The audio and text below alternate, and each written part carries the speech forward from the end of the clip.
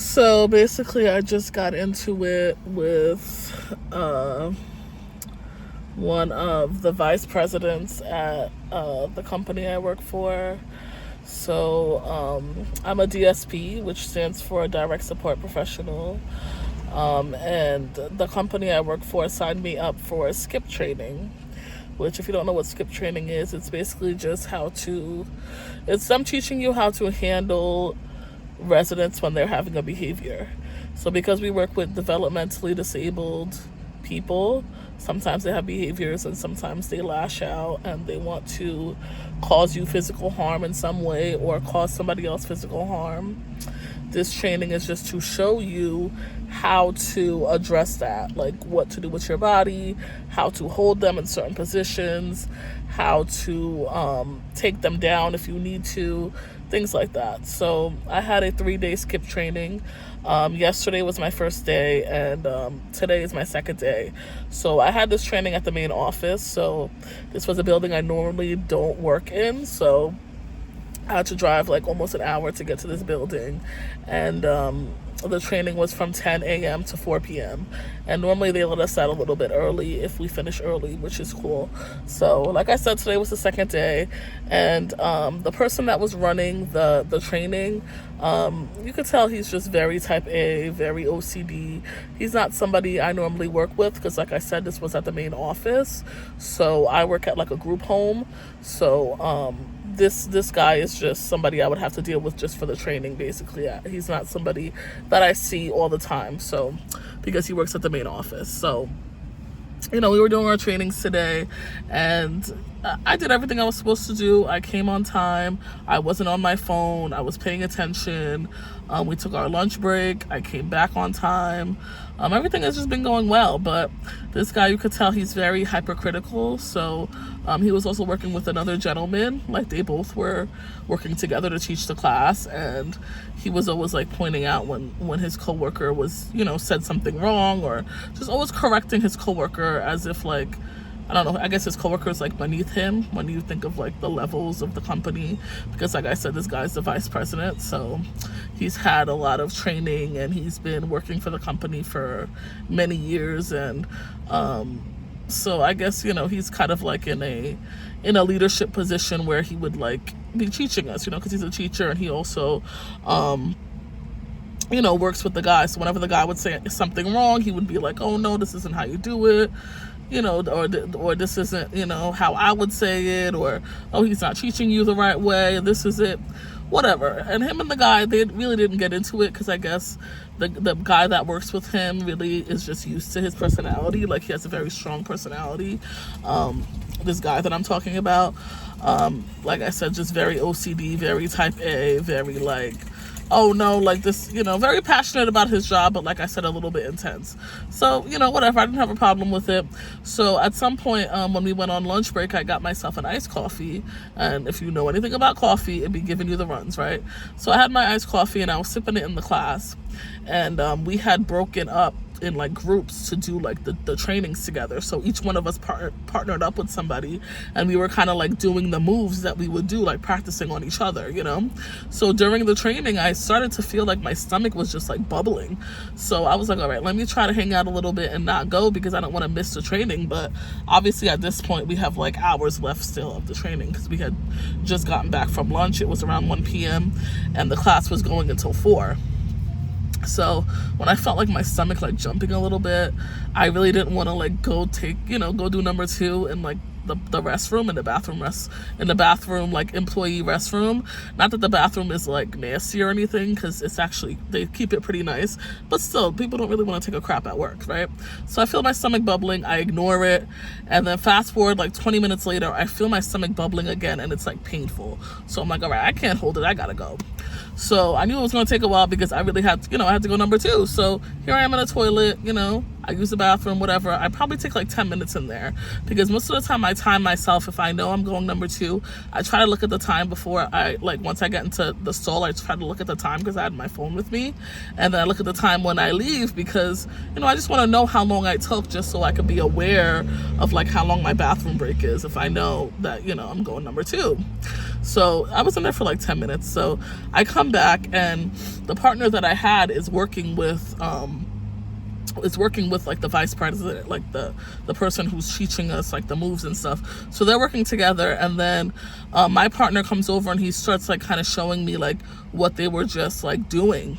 So then I try to do something, like I try to do one of the moves, and then the vice president steps in, and I'm just gonna say his name is Alan. He's the vice president of like vice president of the day rehab program at my company. So he kind of oversees like the rehabilitation day program that they have over there for the disabled residents.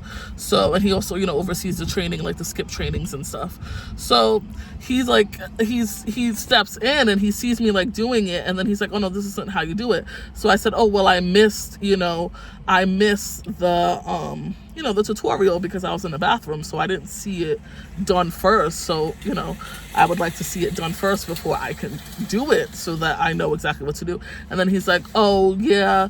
So after I said I was in the bathroom, he's like, oh yeah, that's why we don't recommend using the bathroom during the trainings. And I'm like, I immediately got an attitude because I'm like, I know you're not telling me I can't use the bathroom. So I said to him, well, I really needed to go. Like, this is a bodily function. Like, I'm a human being. I have to use the bathroom. So, like, I kind of, like, snapped back at him. And I was like, no, well, I need to use the bathroom. I'm not going to hold it for hours. Like, So then he's just like, oh, man, I'm trying to think what he said. Because, honestly, I just, like, blacked out. Like, when I get upset, I just, like, immediately, like, just, like, lose my train of thought. So what did he say to me? I just know he snapped back at me and said something to me, like he was just like, oh well, if you use the bathroom, like you're gonna miss some stuff. And I'm like, okay, well, it doesn't matter. If I need to use the bathroom, I'm gonna go.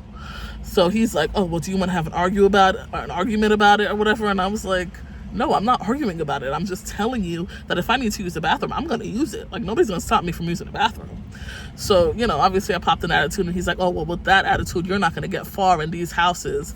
And it's crazy. I've been working with this company since February, and I haven't had a problem with any of the people that I work with. I'm talking about like the people, the residents, the people that live in the houses. I get along great with them.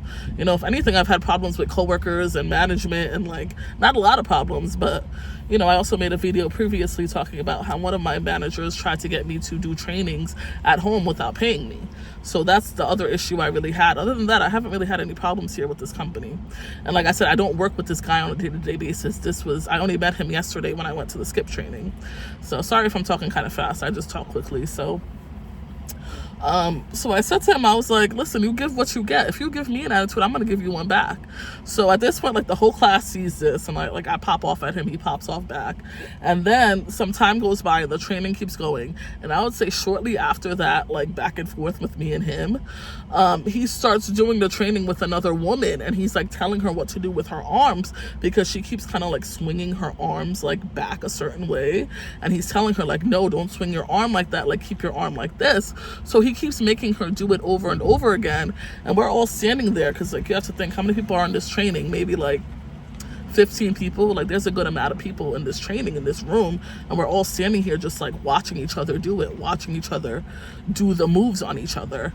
So he keeps doing it with this woman, and he keeps like being hypercritical and like berating her and telling her like, no, not like that, like not like that, no, you're doing it wrong, I don't know why you're doing that with your arms, like you're putting your arms like this, like just doing the most with this poor woman. And this woman is very like shy, meek, like she's not really standing up for herself or saying anything. Like, she just keeps doing the movement. He's like, no, again, not like this, again, like just like hammering on her. And then eventually her face starts to like turn red, and she starts to like get upset, and she starts crying. Like, she starts literally crying while he's doing this with her. And eventually, like, she just walks out of the room, because everybody's like, oh my God, like she's upset. So everybody like rushes towards her, and they're like, oh, it's okay. So like they leave the room, and then I'm standing there, and I'm just like in shock, because I'm like, there is no way they're letting this man act like this. So I said to him, I'm like, are you serious? Like, I dropped all any kind of professional I had in me and went out the door. I was like, you just made her cry.